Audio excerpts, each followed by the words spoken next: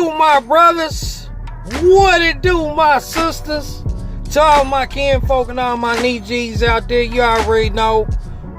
Back at you again. It's been about a month or so since the last time I recorded anything. Your boy done went through some shit, and it's kind of crazy because it seemed like every time that I was recording something, you know, I was going through something. And as Brother Yosef says all the time, well, he had said a while back ago. So it's not all about how much money you got when you die, quote unquote, go to heaven, go to hell. Really, that's gonna be another video. But if you know, because we're supposed to ascend to the next level, move on to the next level. But it's not all about, you know, how much money, material possessions that you can obtain while you're here on earth. It's all about what have you overcome, or what are you going to overcome. And your boy had to overcome through some shit, fam. You know, I was starting to stress myself out. I mean, hell, I'm already gray in my beard, but man, you know, I was starting to go a little bit more grayer and everything. But make a long story short, it's like this, fam.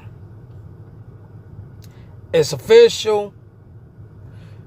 Your boy, I didn't quit.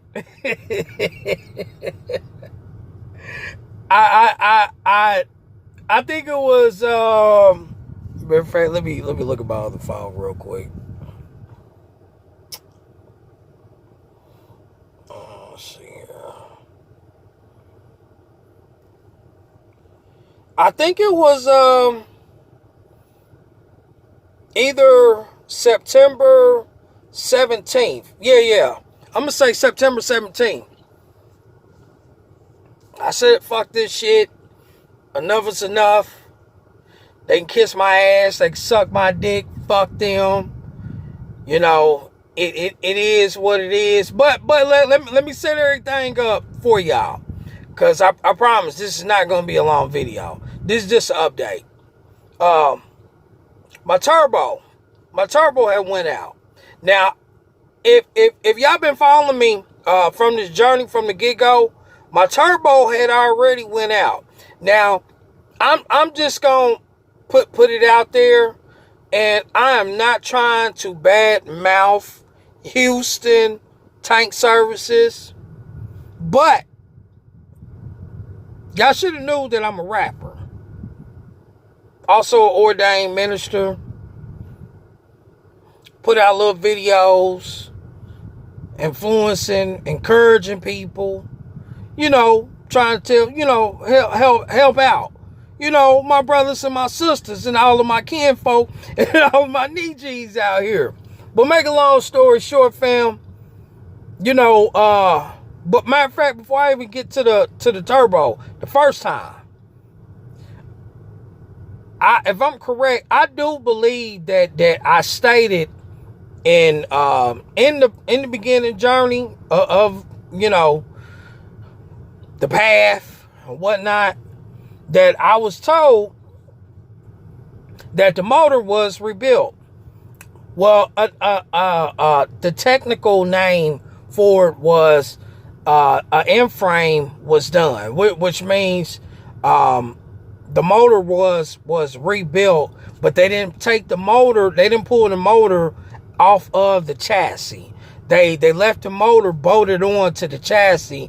They just replaced the parts and whatnot. Now, I'm gonna say this because, you know, I might look stupid, I might act dumb, I might act crazy, but, you know, far from that. You know, I told y'all, you know, a couple of videos ago, come from a long bloodline of ancestors that was good working with their hands. So, you know, your boy kind of been there, done that. But I kind of knew the person was lying. Fuck it. I knew that the owner was lying to me about the motor from the get-go, because number one, it was still dirty. The head covers, everything, the wires, everything was still dirty. It was covered in oil and whatnot. So, he would have had a greater chance if they would have pressure washed the motor completely down. He would have had a greater success of feeding me that bullshit, But I was kind of iffy about that. And then what kind of made everything come into intuition was the first time turbo had went out. Now the mechanic, and I knew something was wrong, fam. But the mechanic that I wound up linking up with out here, he told me straight up. He was like, "Listen, man." He was like, "They told you that everything was brand new." He was like, "They a goddamn lie. It's two parts. It's one part. Well, it's one part, but it's two parts to the turbo. You have the front part, which is the manifold. Then you have the back part, which goes out to your exhaust. Now they're separated, but they're connected and whatnot." So he said, "Man," he said, "You see the back part of the turbo?" It's like, "Yeah." He said, "It's fucking rusted out." It was completely rusted out. So when the turbo had went out the first time, that's when I had found a finance company. They was gonna give me the money to get the truck and whatnot. They was like, they just needed the paperwork to verify that the motor was all the way legit, because they didn't want to invest in anything that was gonna be breaking down. So when I took it to the owner attention, mouth drop. So I knew it was a bunch of bullshit from that point on. So fast forward from then, leading up till last month, goddamn truck just kept on breaking down. Hell, my homeboy out here, every time I would see him, he be like, "Man, why ain't you on the road?" Like, truck done broke down. And it was like every time I see him, that was the common thing. Truck broke down. And this shit put me in a financial hole. Now, granted, when it was all said and done, it was about $9,000. Now, if things could have worked out, they would have been, I'd have got out the hole before the end of this year. But truck kept on breaking down. Switched over to the reefer unit side. Thought I was going to be making more money. But I found out that one driver, I don't know their names, but one driver, he was driving around. This motherfucker was driving around on PC duty for 2,000 hours and got caught. Then another driver got pulled into a scale house. They shut him down because his truck needed some work on it.